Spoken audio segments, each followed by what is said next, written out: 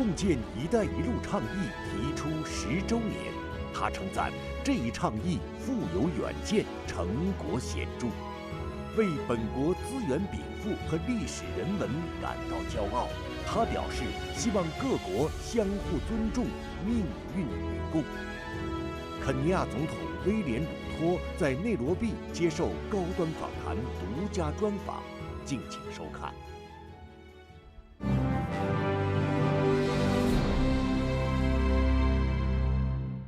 关注国际焦点，洞察世界风云。大家好，欢迎收看本期高端访谈，我是王冠。我们现在所在的位置是肯尼亚首都内罗毕，在我身后的总统府，我们对话本期节目的嘉宾——肯尼亚总统威廉·鲁托。肯尼亚是中国在东非的第一大贸易伙伴，双边贸易为两国民众的生活带来了哪些实实在在的改变？在肯尼亚境内的蒙内铁路为何被许多人视作是中非“一带一路”合作的模范项目？中国在非洲大陆上的第一所孔子学院，正是于2005年开设在这里，肯尼亚首都内罗毕。两边的语言和文化交流如何拉近着两国的民心？让我们一起在对话中寻找答案。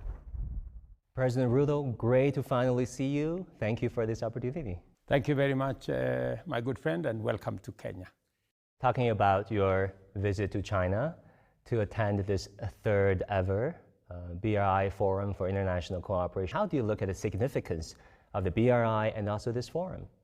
The Belt and Road Initiative, which has seen a program that now involves close to 155 countries globally and is set to maybe, I think, almost 70% of the world's population is part of this conversation.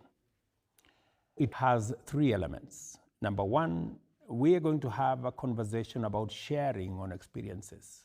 Number 2, we are going to have a conversation about how do we leverage on what has been achieved to even build a better tomorrow that leaves nobody behind.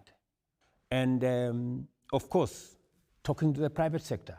To me, I have a whole forum to engage with private sector players who are looking for opportunities in Kenya and in our continent.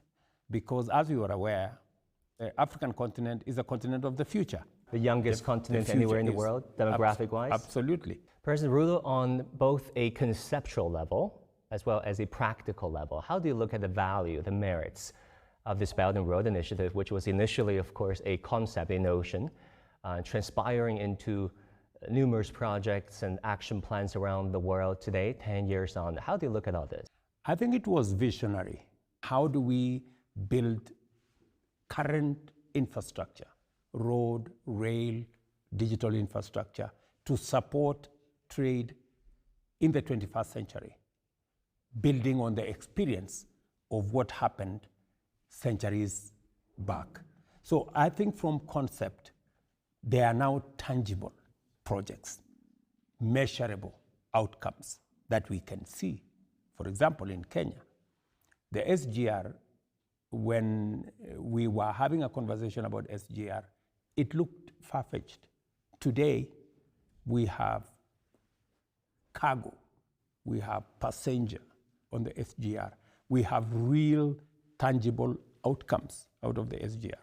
So we have transited from the idea, the vision, into reality.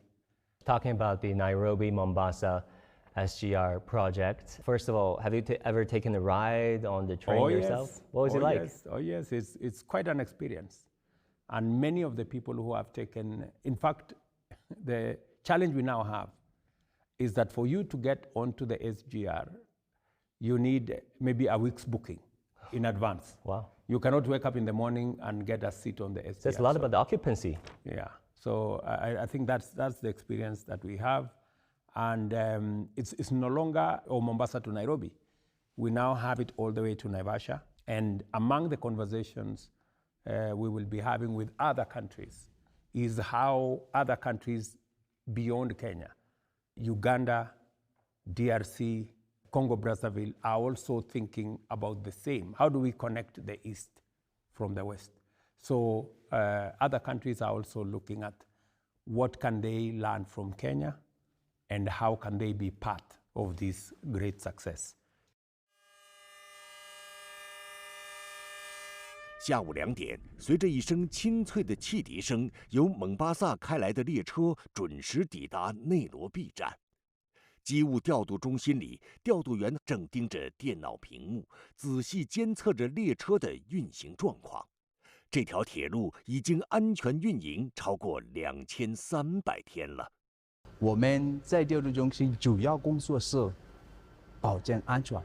我们用的系统叫 CTC 系统，目前是最先进的调度列车指挥运行系统。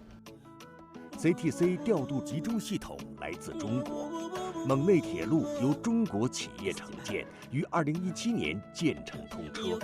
它连接了肯尼亚首都内罗毕和东非第一大港口蒙巴萨，全长大约480公里，沿线共开通了33个站点。作为“一带一路”倡议的重要成果之一，蒙内铁路为肯尼亚创造了超过7.4万个就业岗位，培养出2800余名高素质铁路专业技术和管理人才，为当地的社会经济发展做出了巨大贡献，也为民众的生活带来诸多便利。蒙内铁路被认为是整个非洲大陆上最现代化的铁路之一，而且它的上座率非常高啊，常年保持在95%以上。所以它带来的一个情况就是，经常是一票难求。这个蒙内铁路的运营负责人告诉我们，在肯尼亚的节假日、周六周日的时间，经常是第一天放出来票啊，第二天就一抢而光。The trip is okay. We enjoy the ride. We have the best cruise. And the safety and the hospitality, the staffs, even the speed.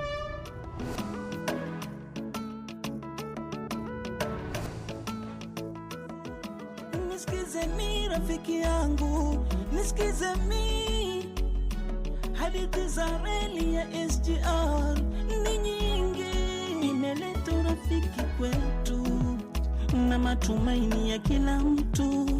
Wananchi wetu watakuwa wachangamfu.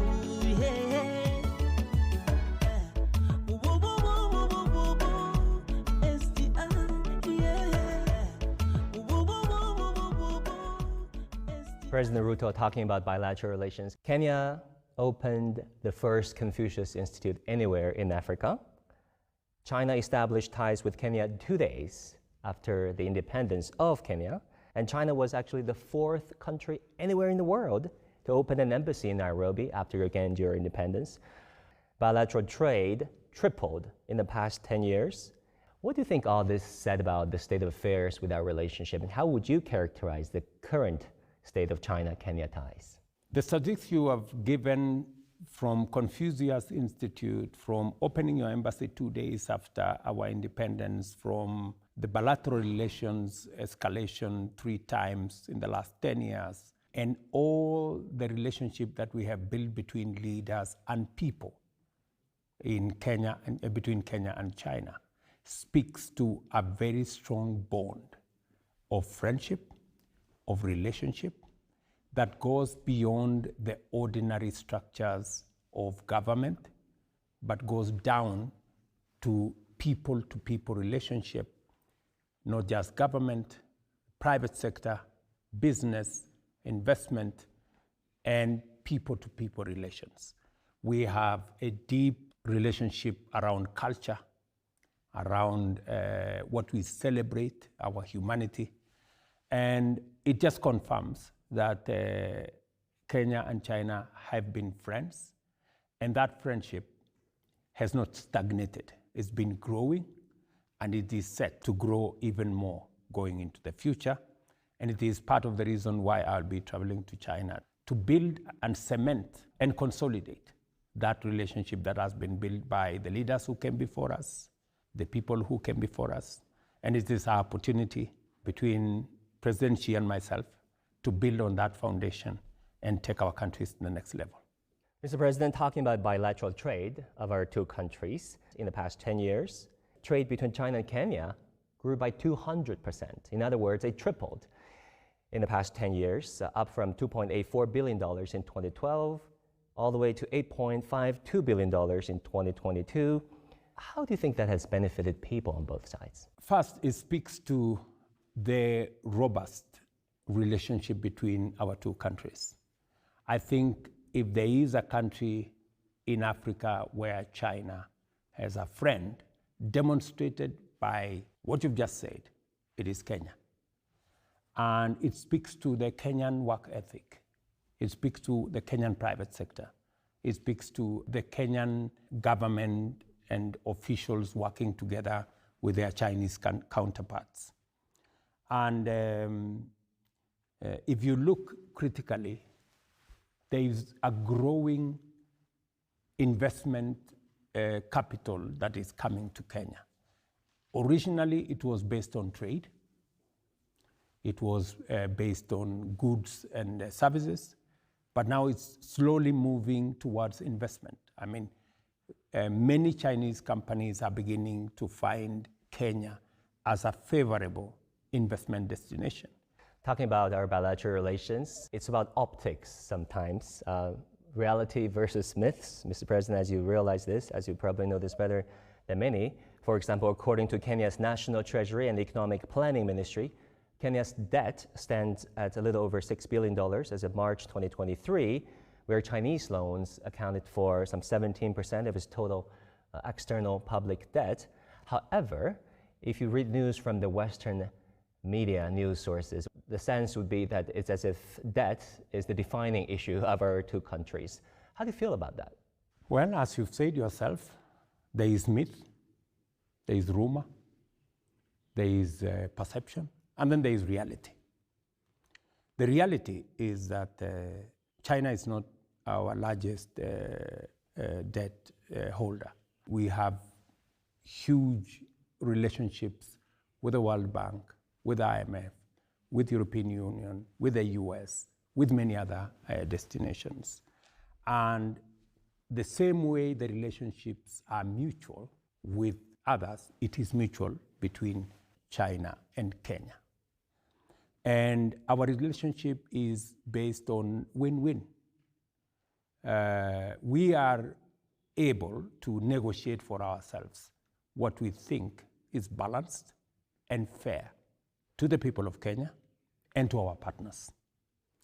We don't believe in taking advantage of anybody, and we don't allow others to take advantage of us. We know what we want, and we choose our friends, and we choose the people we work with. And just as we have a relationship with others, we have a solid, practical, mutually beneficial relationship with China. How do you see the value of cultural and people-to-people bonding and exchanges in helping the two sides empathizing with one another? Culture is a very strong bond between people. It builds a sense of belonging. It builds bridges beyond what other structures of either governance or economy can do. And the setup of the Confucius Institute in Kenya was solely because of the people-to-people relations between Kenya and China. That beyond trade, beyond business, beyond all the hard numbers, there is a soul, a people that have a culture, that have a destiny, that have a tradition, that we celebrate who we are. And that has given us the basis upon which we have built very strong relationships with countries like yours, like China. Mr. President, China has been over the years also practicing thought leadership, if you will, respecting countries around the world, saying that they should have their own approaches, adapting to their own circumstances. As an outsider, how do you look at the Chinese approach towards modernization and also the Chinese proposals over the years, for example, the Global Development Initiative, Global Security Initiative, and also Global Civilizations Initiative? As you've said correctly, we are all different. We choose different paths to development. We choose different paths to where we want to go, but we all have a common destiny. We respect other nations and their culture and their tradition and their choices. The same way we defend our own choices as a country also, and as a people. We have learned quite a lot from China and the way they've done their, the way they've run their development. They have contributed immensely to some of the initiatives you have mentioned, whether it is BRI, whether it is GDI, whether it is the security initiative. They have contributed to global progress in different aspects. And we appreciate that China does not seek to impose what they think is right on other people. The same way, we as Kenyans, we don't want to impose what we think is right on others. We have shared values, we have shared principles with different people, and we respect the choices of others to choose how they want to be who they are. You know, China's development has been phenomenal. I mean, and we appreciate that. It's because of the choices they have made. It has taken them where we are. Kenya has a lot to offer to the world as well, Mr. President. Upon entering your country, there has been such a thing as a plastic ban, right, enacted since many, many years ago. Talk to us about the urgency that you often refer to when it comes to the fight against climate change, and how do you see China as being a partner? We did make a deliberate, intentional decision as a country to chart the way towards a much more sustainable future, both for ourselves and globally. And it has continuously informed Kenya's position. We are part of the first conference of parties that started the journey towards what we have today as the COP space.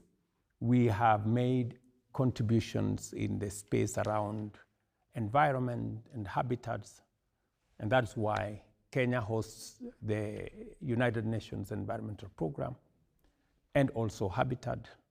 In fact, we have the only UN headquarters in the Global South, and it speaks to what we believe in as a country and as a people, especially on matters of environment. And it's the same reason that led us to ban plastic. It is the same reason that we are great proponents of the interventions around climate change. It is the same reason why Kenya hosted the first ever climate summit for the African continent. And it speaks to our commitment and belief that there is something we can do about nature, humanity, and having a planet that tomorrow we can hand over to generations that will come after us. And speaking about what we can do with China, we appreciate that China is investing in renewable energy. It's demonstrable, the journey you have made towards, making a contribution, and a big one, towards the road to renewable energy. It is it's common knowledge. Some of the infrastructure around renewable energy, whether you're talking about solar panels and then all the infrastructure around renewable energy, have been developed in China. China has made a contribution towards assisting the world to come up with interventions, infrastructure, equipment, technology that support climate action and climate solutions, including green energy. We have a complementary relationship. China spearheads technology around renewable energy.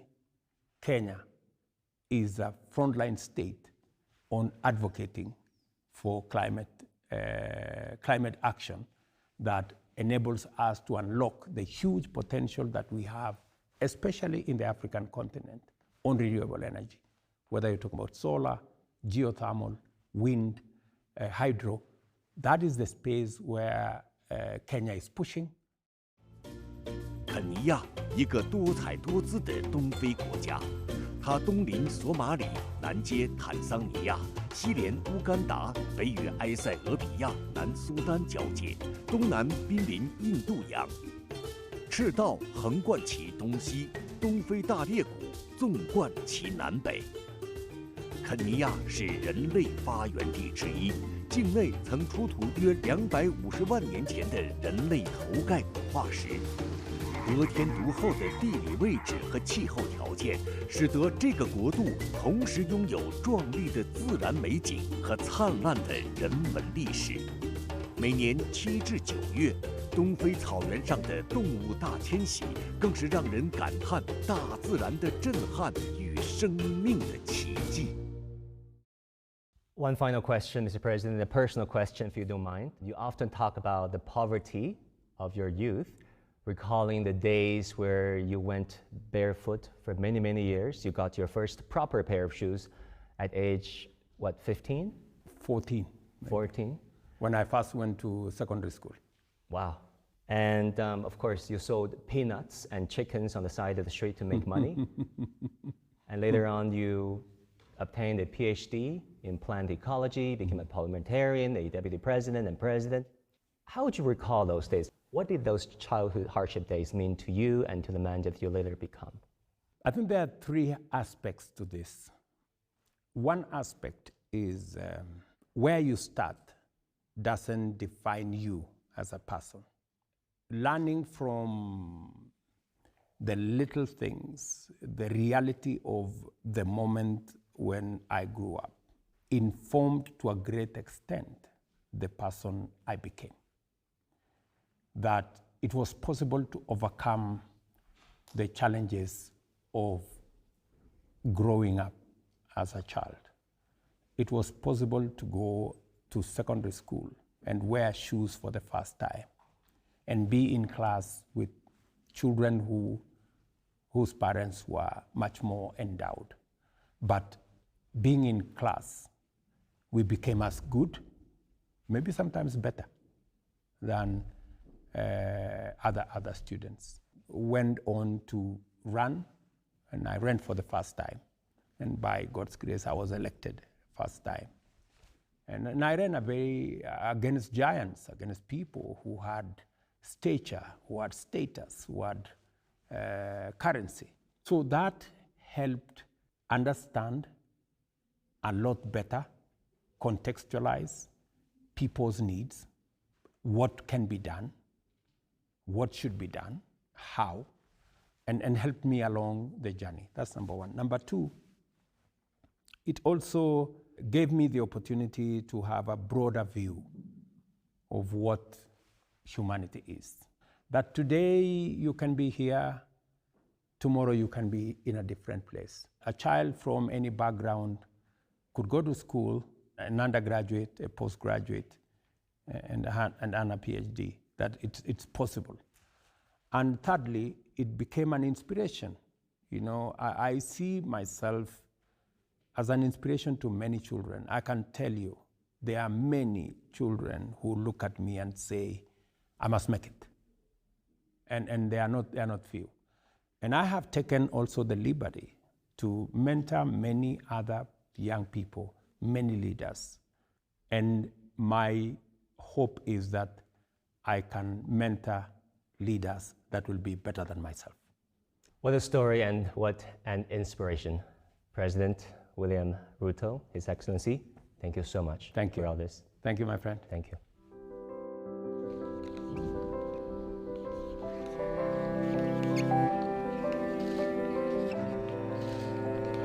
My very best wishes to China Media Group for visiting Kenya and sharing moments with me.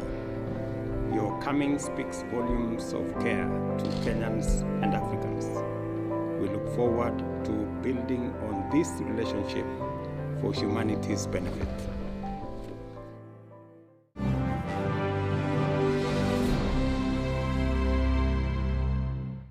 整个采访过程当中，鲁托总统认为共建“一带一路”倡议充分考虑到了非洲当地的实际需求，为包括肯尼亚在内的国家带来了实实在在的改变。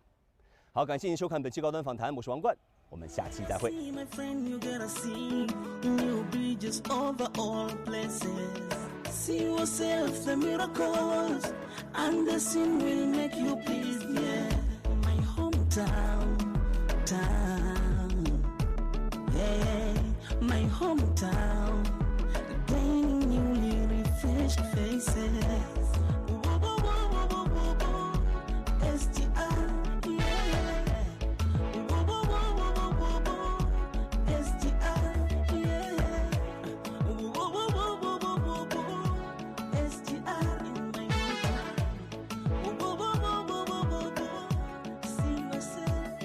Listen to me, my friend.